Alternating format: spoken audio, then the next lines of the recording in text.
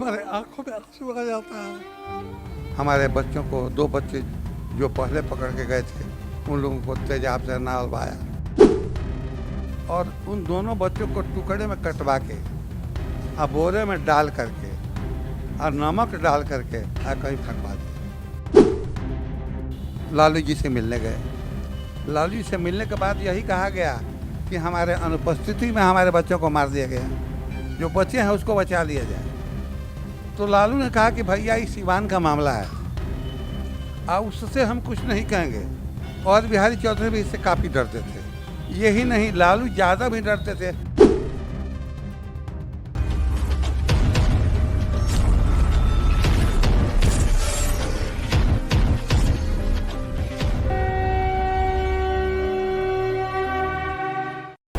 नमस्कार, जय श्री राम। बिहार में कोई रोजगार की बात नहीं कर रहा। बिहार में रोजगार नहीं है, सारी फैक्ट्री गुजरात में लग रही है। इस प्रकार का झूठ जो राजद के नेता बता रहे हैं, उनको पता नहीं है। एक आर्टिकल द प्रिंट की आप देखिए। द प्रिंट की आर्टिकल बताएगी आपको कि पिछले 10 सालों में, यानी जब से प्रधानमंत्री पद पर नरेंद्र मोदी जी पहुंचे हैं और बिहार में डबल इंजन की सरकार लगी है, 2100 नई फैक्ट्रियां लगी हैं। कितनी? 2100 से अधिक। और ये छोटी मोटी नहीं, ब्रिटेनिया है, ज़ारा जैसी रिनाउंड कंपनी है, वैन हुसैन जैसी कंपनीज हैं, अडानी के प्रोजेक्ट्स आ रहे हैं। तो ये कंपनियां लगी क्यों? और ये फिर कंपनियां फिर 1990 से 2005 के बीच पलायन क्यों हुई?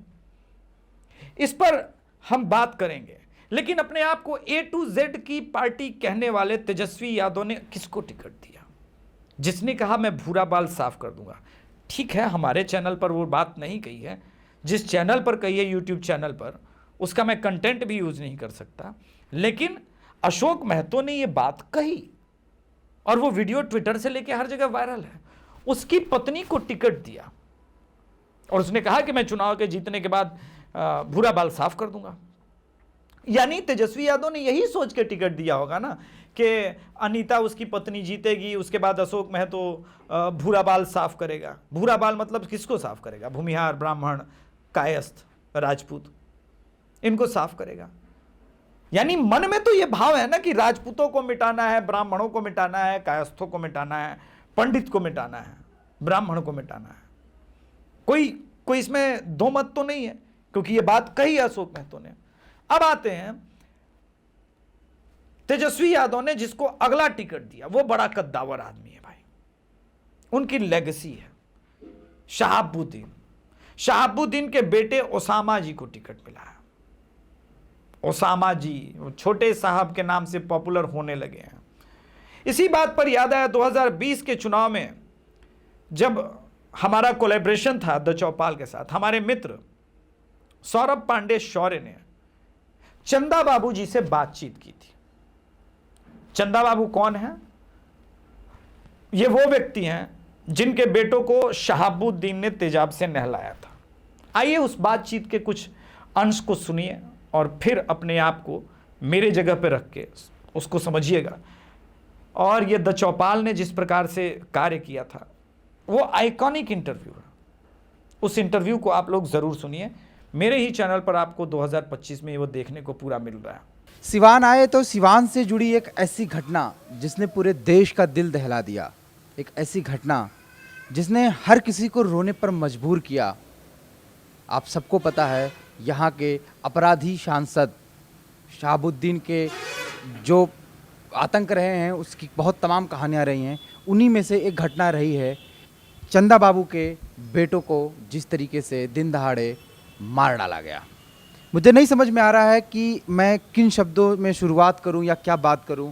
इस वक्त हमारे साथ खुद चंदा बाबू बैठे हैं, तो मैं आपकी बातचीत करवाता हूं चंदा बाबू से और मैं उनसे जानना चाहूँगा कि क्या कुछ हुआ था, क्यों हुआ था, उसके पहले परिस्थितियाँ कैसी थी और वो जो वारदात हुई उसके बाद चीज़ें कैसी हैं और अभी वर्तमान में क्या कुछ चल रहा है चंदा बाबू के जीवन में। तो चंदा बाबू, आपका हम अभिनंदन करते हैं अपने चैनल पर। तो हर चैनल पर कुछ न कुछ जो है लगभग सबको बता चुके हैं। एक ही बात बार बार कहने में भी हमको थोड़ी दिक्कत महसूस होती है कि बार बार हमारे आंखों में आंसू आ जाता है।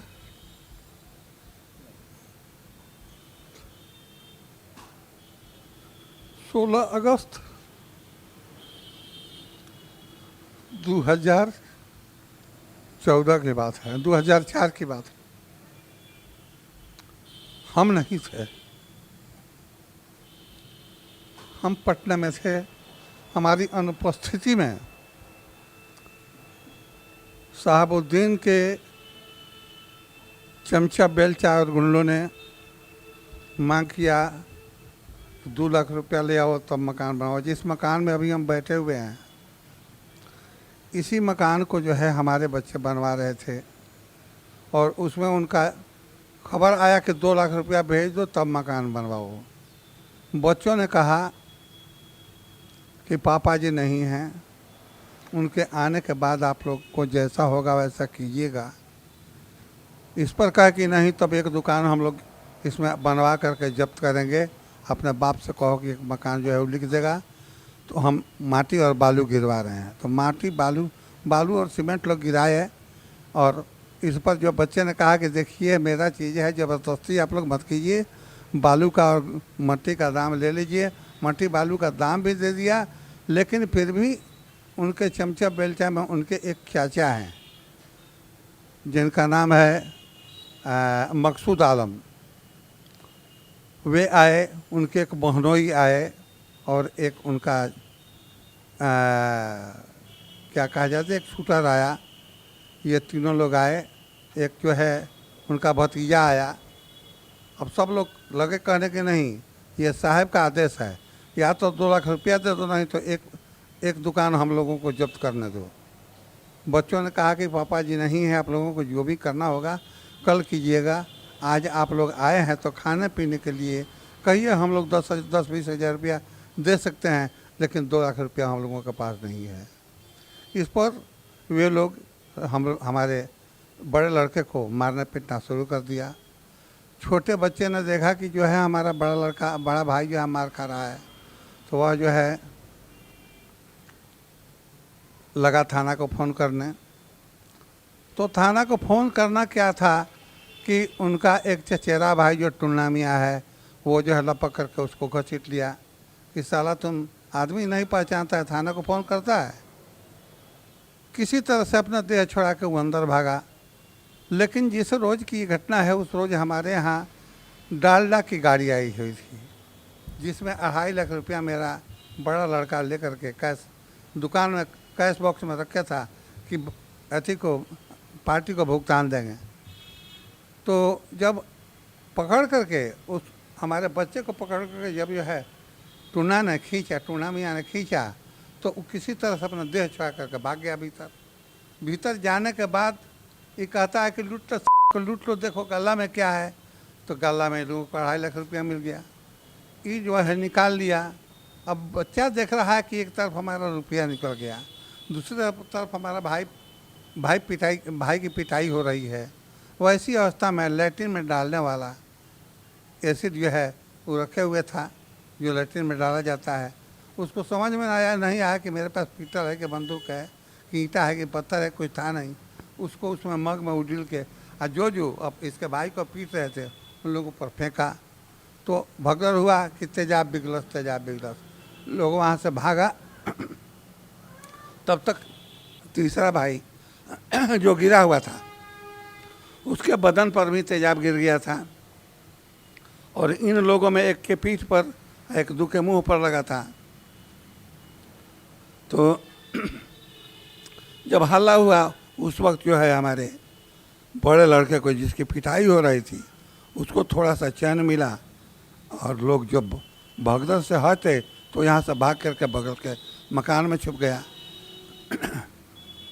यहाँ 2 मोटरसाइकिल मेरी थी। एक तो तुरंत लोग लेकर के यामाहा मोटरसाइकिल चले गए, दूसरी पैसन मोटरसाइकिल थी जो बगल में खड़ी थी। वो जब देखा भीड़ छटा तो वो निकला बाहर, अपनी मोटरसाइकिल लेकर के पैसन मोटरसाइकिल लेकर भागा। यहाँ से भागा भाग करके पहले ओपी थाना गया। थाना पर कोई साहब जो है सुनने के लिए तैयार नहीं हुआ। उसके बाद टाउन थाना गया, वहाँ से भी कोई सुनवाई नहीं हुई। कोर्ट में गया तो कोर्ट में भी जो है लोगों ने कहा कि भागो भागो, तुम अपना जान बचाओ, उनके खिलाफ तो क्या कहने आए हो तुम। तो वहाँ से वो भागा। लेकिन यहाँ एक रामराज मोड़ है, पसीनिया मोड़, रेलवे स्टेशन के बगल में। वहाँ मोटरसाइकिल से भाग रहा था कि किसी ने देख लिया।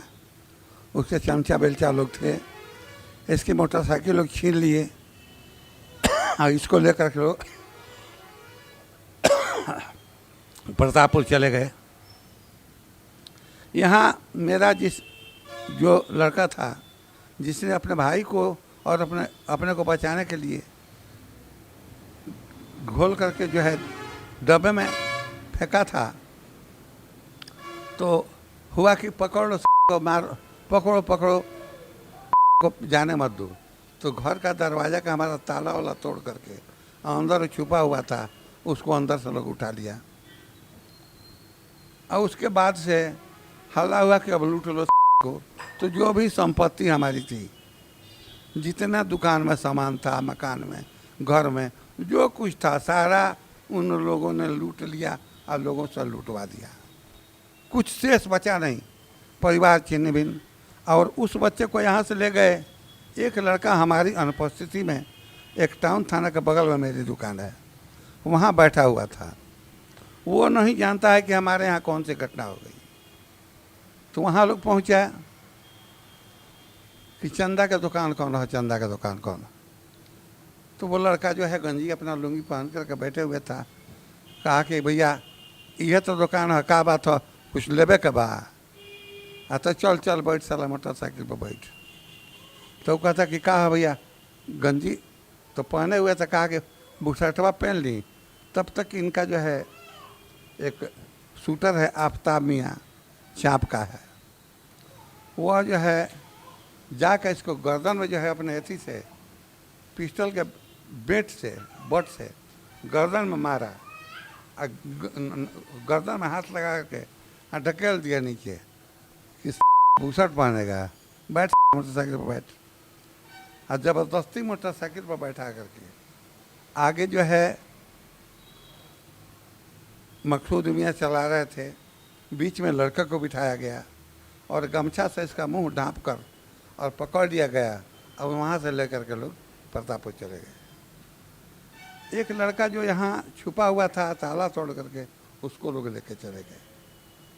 और एक लड़का मेरा जो पैसन गाड़ी से भागा था, वहाँ पकड़ाया था, उसको भी लोग लेके चले गए। प्रतापपुर जाने के बाद ये खबर जो है साहबुद्दीन के पास पहुँची। उन्होंने कहा कि अच्छा अच्छा हम आ रहे हैं।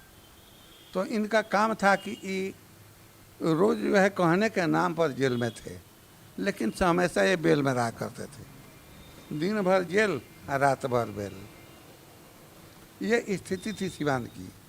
यहाँ के जेलर की भी वही हालत थी कि जेलर बेचारे डरते थे। डर के बाद सरकार इनका था, प्रशासन जो है इनका था। कोई भी केस हो साहब के पास जाओ। थाना जो है दरोगा जी केस नहीं लेते थे। जज साहब को फैसला करना होता था तो जज साहब के पास खबर जाता था कि हमारे फेवर में जो कहते हैं उसी में फैसला होना चाहिए। अगर फेवर में नहीं होता है तो तुम समझो, तुम्हारा काम समझे। तो इसलिए सारी जो है माने यहाँ शासन और प्रशासन जो था साहबुद्दीन का था। साहबुद्दीन का वो समय था जो कि हर दुकान में ये अपना कैलेंडर बंटवाए हुए थे।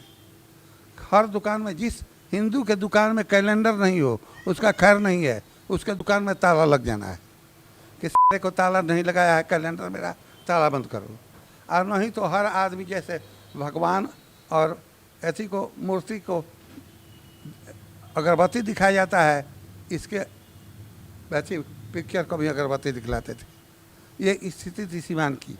इसका नाम लेने के बाद, लेने के ऐसी में मैंने कुछ इसके बारे में बात करने पर अथवा सिवान में किसी प्रकार का कोई भी झंडा किसी भी पार्टी का झंडा काटने पर तौबा तौबा वाली बात थी। लोग तौबा कर दिए थे कि कोई भी वैसा आदमी नहीं था जो एक किसी दूसरे पार्टी का झंडा लगा सके।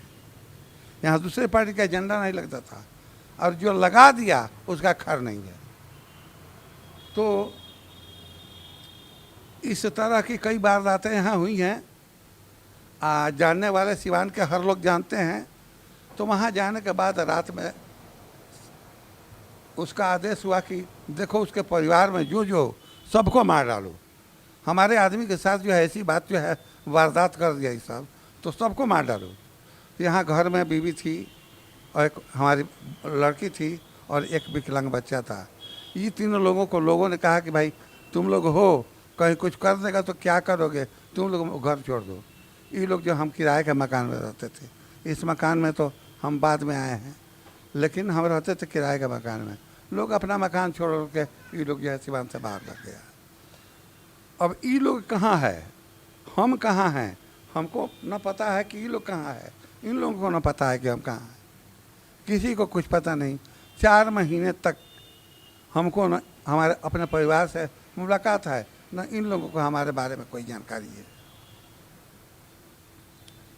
प्रतापपुर जो है यह गया रात में 8 बजे अपने गाड़ी से, तो रोज़ तो निकलता था रात में, सुबह में ऐसा जितना भी फंक्शन सिवान के किसी कोने में हुआ करता था, साहब को ऐसी जाता था, इन्वाइटेशन जाता था, और वहाँ साहब जो वहाँ मौजूद हो जाते थे। तो यह तो कहने वाली बात थी कि जेल में है। जहाँ भी कोई फंक्शन हुआ है हम भी वहाँ गए हैं और देखे हैं कि जिस फंक्शन में भी जेल में हैं वे फंक्शन में मौजूद हैं। तो हम कई बार ये चीज़ देखे भी, लेकिन खैर वो बात अलग है। हमारे बच्चे जो है वहाँ थे उस वक्त, साहब उस दिन 8 बजे रात में यहाँ से अपने गाड़ी से गए। वहाँ जाने के बाद इन्होंने हमारे बच्चों को, 2 बच्चे जो पहले पकड़ के गए थे, उन लोगों को तेजाब से नहलवाया। कि साला तेजाब फेंका है तो तेजाब से नहलवाओ इसको। तेजाब से नहलवाए। उसके बाद जब वो उनकी स्थिति खराब हो गई या किसी तरह से गिर गए, पड़ गए, तो या तो जिंदा कटवाया हो या गोली मारने के बाद कटवाया हो, उनको टुकड़े में कटवाया। और उन दोनों बच्चों को टुकड़े में कटवा के और बोरे में डाल करके और नमक डाल करके कहीं फेंकवा दिया। अब फेंकवा दिया कि कहीं गड़वा दिया, भगवान जाने। इतनी चीज़ जो है हमारे एक लड़के ने देखा जो ये भी उनके कब्जे में था, और कहा था कि इस साले को रखो। साहबुद्दीन ने कहा कि ये साले को रखो, इसका बाप आएगा, इसके मुंह में इसका बाप आएगा।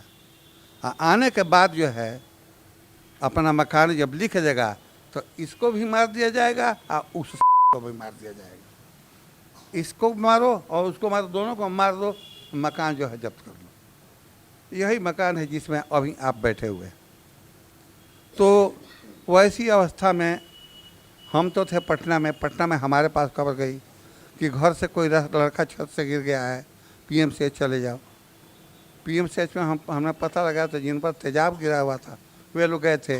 यहाँ सिवान में पता किया तो मालूम हुआ कि नहीं चाचा आप मत जाइएगा, आपको भी वहाँ सब छोड़ेगा नहीं, मार देगा। आपके 2 लड़कों को इन लोगों ने मार दिया है। एक तीसरा लड़का जो है वो किसी तरह से रात में लैट्रिन का बहाना निकला हो या कोई भी बहाना उसको मिल गया हो कि वहाँ से निकल के खेती मकई का खेत था, खेती निकला है, रोड पर आया है, ऊख की लदी हुई गाड़ी पर आकर सो गया है। ऊख का गाड़ी जब वहाँ से चल दिया है तो हसनपुरा जाके रोका है और वहाँ ये लड़का उतरा है, और उतरने के बाद किसी तरह से जो है एनी हाउ स्टेशन पहुँच करके ट्रेन पकड़ के गोरखपुर भाग गया है। तो ये सारी बातें इस लड़के के मार्फत जानकारी हुई। ये लड़का हमसे 5 महीने के बाद मिला, 4 महीने के बाद मेरा परिवार मिला, और 5 महीने के बाद यह लड़का मिला। तो इसने सारी कहानी बताई कि पापा जैसी बात है। यहाँ पुलिस प्रशासन में हम जो है तो वहाँ से स्थिति ऐसी थी कि हर जगह हमने पैरवी किया, हर जगह हम गए। यहाँ तक कि यहाँ के मंत्री जो हैं उस समय थे कबीना मंत्री और बिहारी चौधरी, उनके पास गए। उन्होंने कहा कि भैया आज नहीं हम दूसरे चलेंगे, तबीयत ठीक नहीं है। दूसरे रोज बहाना बनाए कि मौलवी साहब आ रहे हैं, इलेक्शन है, हमारे इलेक्शन पर प्रभाव पड़ेगा।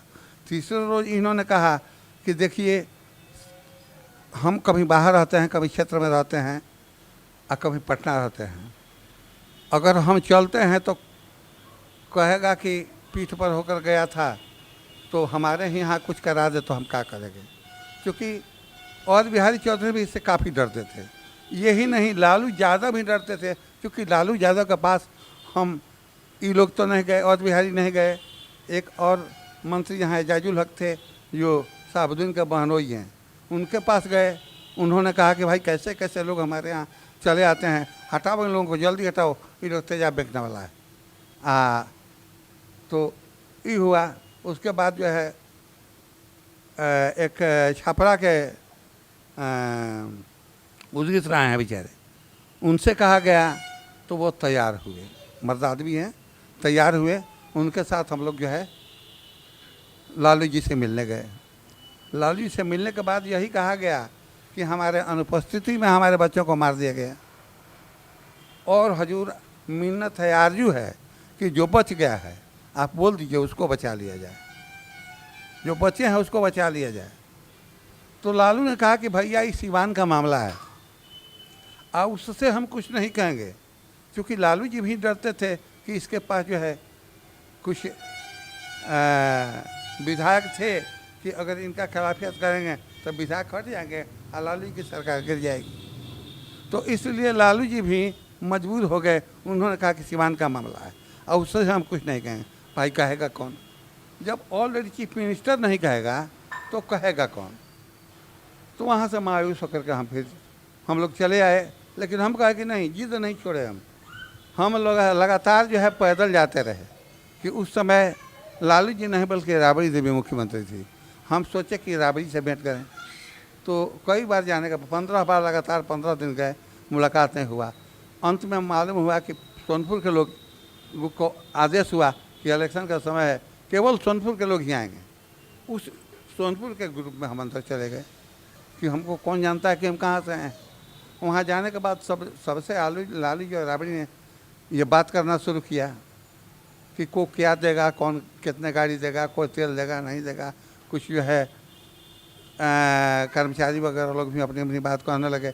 हम सोचे कि हम अपनी बात का कब कहें, तब तक हम तक खड़ा हुए कि हजूर सब लोग आए हैं पटैती से, सोनपुर से, हम आए हैं हजूर सिवान से। हमारे 2 बच्चों को किडनैप करके इतना ही बोल रहे हैं, लेकिन लालू को तो ही पता था, चूँकि इसके पहले लोग गए थे। तो इतना आप कहते हैं, तब तक लालू जी उठ कर खड़े कह रहे जल्दी हटाओ, जल्दी हटाओ, सबको हटाओ, 10:30 बज रहा है, हम लोगों को खाने पीने का समय चाहिए कि नहीं चाहिए, जल्दी हटाओ सबको।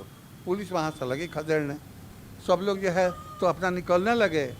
हम देखें कि स्थिति ऐसी है कि हमारी बात आज भी सुनने वाले लोग नहीं हैं।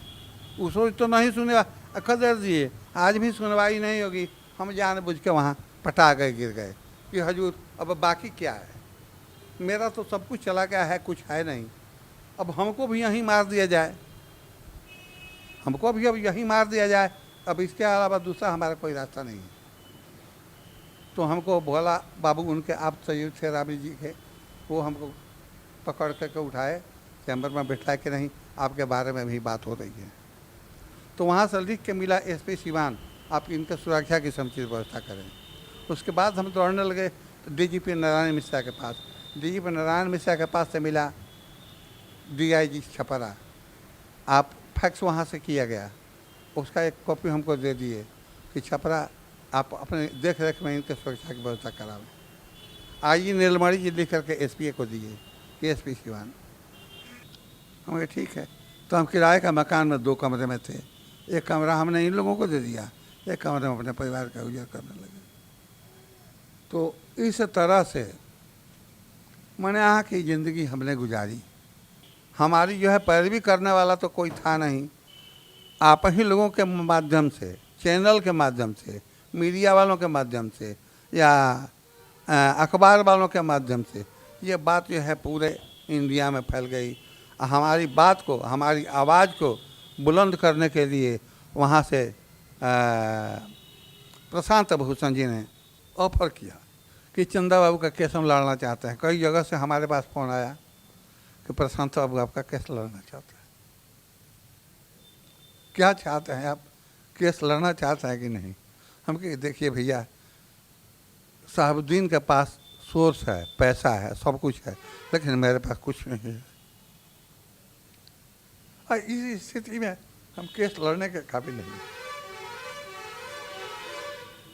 तो खबर है कि नहीं, आपको एक पैसा कुछ खर्च नहीं देना है, आप केवल वकालतनामा पर दस्तखत कर दीजिए, केस हम लड़ेंगे। अभी तक प्रशांत बाबू को हमने टीवी पर ही देखा है, आमने सामने कभी देखा नहीं है। वैसे व्यक्ति को हम सत प्रणाम, बार बार प्रणाम करेंगे, नमस्कार करेंगे और कहेंगे कि भगवान ने एक फरिश्ता हमारे लिए भेज दिया, जिनकी मदद हमें मिली। हाई कोर्ट से इसका बेल हो गया था, वो बेल टूटा। फिर जो है वो बेल टूटने के बाद जो है वहाँ भागलपुर गया, भागलपुर के बाद फिर सिवान आया। सिवान जब आया तो उस वक्त का यहाँ का माहौल वैसा था कि करीब 2550 गाड़ियाँ साथ में थी, डंका और ढोल पिस्टिन इसी रास्ते से बजाते हुए लोग गए। यहाँ खड़ा होकर के यहाँ भी बहुत देर तक जो है मैंने लोग गाजा बजाया, मैंने डरवाने धमकाने के लिए समझिए, या हमको जो है जिस तरह से भयभीत करने के लिए समझिए। तो यहाँ भी बजा, लेकिन ईश्वर की मर्जी, न्याय होता है।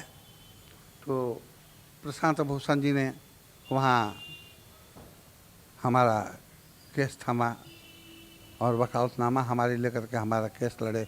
उसमें इसको तिहाड़ जेल की जो है ये की गई, तिहाड़ जेल चला गया। तिहाड़ में है, आजीवन कारावास की सज़ा है।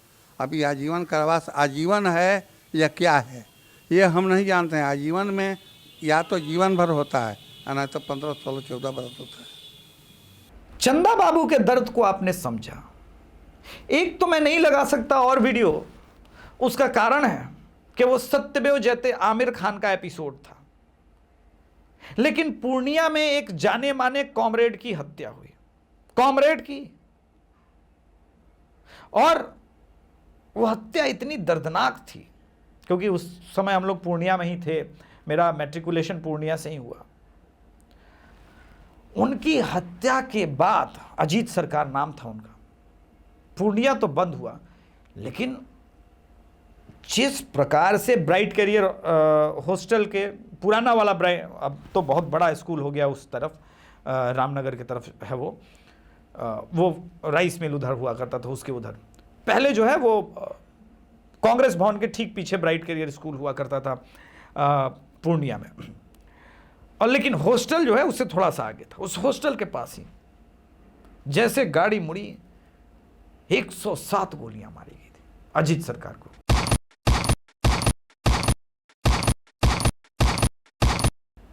भाई लोअर कोर्ट ने पप्पू यादव को सजा दी थी, 14-15 साल केस चला हाई कोर्ट में, फिर उसके बाद साक्ष्य न मिले, बरी हो गए। हम कानूनी रूप से ये कहेंगे कि भाई वो जमानत पर बरी हो गए या निर्दोष हो गए, जो भी आपको कहना है, कोर्ट के द्वारा निर्दोष करार दे दिए गए। किंतु अजीत सरकार के बेटे ने उनको निर्दोष नहीं बोला। सत्यमेव जयते में आमिर खान के साथ वो एपिसोड है, गूगल कीजिएगा मिल जाएगा। गठबंधन के बहुत अहम साथी हैं, महागठबंधन के बहुत अहम साथी हैं। तो अगर आप देखेंगे कि नई राजनीति कर रहे हैं, तो नई राजनीति में जिन लोगों को लेकर आ रहे हैं, अभी रीतलाल यादव जेल में थे दानापुर से, उनके अगेंस्ट रामकृपाल यादव जी चुनाव लड़ रहे हैं। तो क्या रीतलाल यादव जी जितने बड़े समाज सेवी हैं और समाज सेवा का उनके ऊपर ये है, आपको मिल जाएगा उनके चुनावी इसमें हलफनामे में सारे उन्होंने क्या क्या समाज सेवा किया वो सब दिखाएगा। ये किस प्रकार की नई राजनीति है? ये वही राजनीति है जो लालू प्रसाद यादव करते थे, वही डर का माहौल है। और ऐसे लोग जो समाज में 5 लाख 7 लाख 3 करोड़ 5 करोड़ 3 करोड़ 2 करोड़ टिकट देकर के आ रहे हैं, वो कौन से पिछड़े समाज से आकर के पिछड़े समाज का भला करेंगे? पहले तो अमाउंट रिकवर करेंगे, फिर मन में ये भी चाह होगी कि भाई अगले चुनाव में कम से कम 20 बनाना होगा, हो सकता है रेट बढ़ के 10 करोड़ हो जाए। मतलब दोनों हाथों से लूटेंगे। ये बात मैं अपने मन से नहीं कह रहा हूं, ये बात तो राजद के ऑफिस के बाहर मधुबन विधानसभा के प्रत्याशी कैंडिडेट जो बन सकते थे संभावित, उन्होंने कपड़े फाड़ फाड़ के बता दिए। कपड़े फाड़े ना, बताया कि संजय यादव टिकट बेच रहा है, कैमरे पर बताया। पीटीआई के कैमरे पर है, आईएनएस के कैमरे पर है, एएनआई के कैमरे पर है, वो तो मैं नहीं लगा सकता। तो ये जो आरोप है, जो स्क्रीनशॉट में एडिटर आपको लगा के दिखा रहे हैं, ये अभिषेक तिवारी के आरोप नहीं है, ये गंभीर आरोप है। और भारत को डेमोक्रेसी का हब कहा जाता है, बिहार को मदर कहा जाता है, डेमोक्रेसी का माता कहा जाता है। वहां डेमोक्रेसी नहीं, ये तो खुला सामंतवाद चल रहा है। और सामंतवाद कैसा निर्धारित कर रहा है कि तुम ले लो मधुबनी का टिकट, तुम वहां के सामंती बनना, रिकवर करके पैसा देना। तुम यहां के सामंती बनना, तुम रिकवर करके देना है। अभिषेक तिवारी शो के कैमरे पर रेखा पासवान के विरुद्ध मसौड़ी की जनता ने आरजेडी का झंडा लेकर के ये बातें कही। चंदन जी, ऐसा क्या आपको रेखा जी से आपत्ति है? आपत्ति है कि इन्होंने हर जगह अपना कमीशन बांध रखा है, जैसे स्कूल है, ब्लॉक है। मान लिया आपका प्रतिनिधि ही अगर पदाधिकारी से बिक जाएगा तो जनता विकास से क्या आशा रखिएगा। इन्होंने 10 साल के इनका कार्यकाल में युवाओं का, कार्यकर्ताओं का खून चूसने का काम किया है। आगामी विधानसभा 2020 में ही इसका खिलाफ हुआ था, लेकिन खुले मैदान से मसौरी के खुले मैदान से तेजस्वी यादव जी ने अपने ओर से माफ़ी मांगा और कहा कि इस बार हमको देखिए, रेखा को नहीं। हम लोग ने माफ़ भी किया, लेकिन उसके बाद भी इन्होंने 5 साल हम तमाम कार्यकर्ताओं का खून चूसने का काम किया है। ये भ्रष्टाचारी विधायक है, इसलिए हम लोग तेजस्वी जी से मांग करते हैं कि इस बार मसौड़ी से किसी दूसरे को टिकट दीजिए। नहीं तो यदि मसौड़ी से रेखा पासवान को टिकट दीजिएगा तो हम लोग हटाओ से लेकर हराओ अभियान तक चलेंगे। इसलिए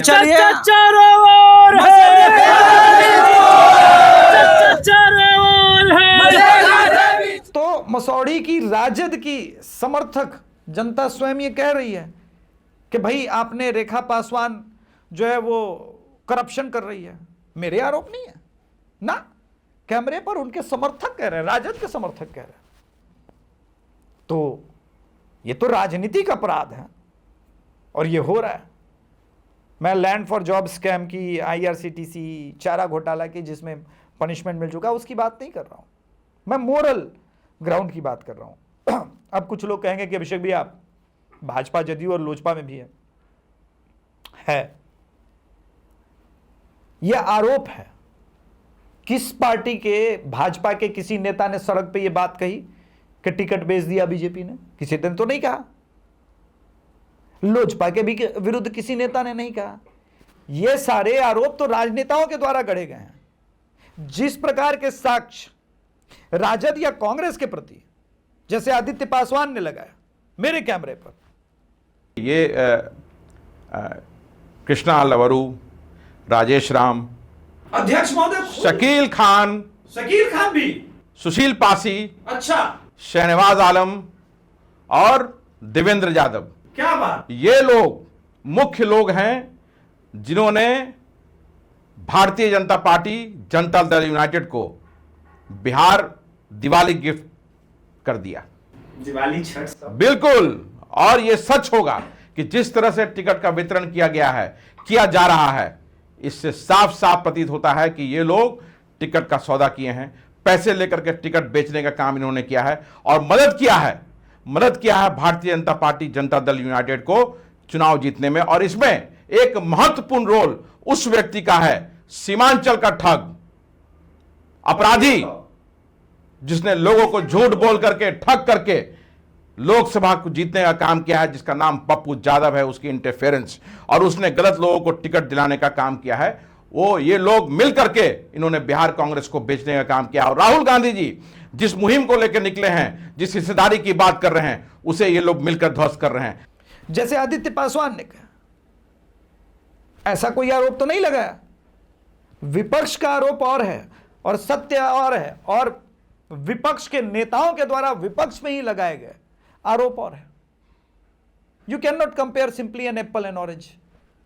हैं दोनों फल, लेकिन सेव का और संतरे का दोनों का गुण, दोनों का टेस्ट, दोनों की बातें अलग अलग हैं। तो बीजेपी कांग्रेस राजनीतिक दल है, लेकिन बातें अलग है। दूसरा, भाजपा में परिवारवाद इस बार बहुत कम देखने को मिला है।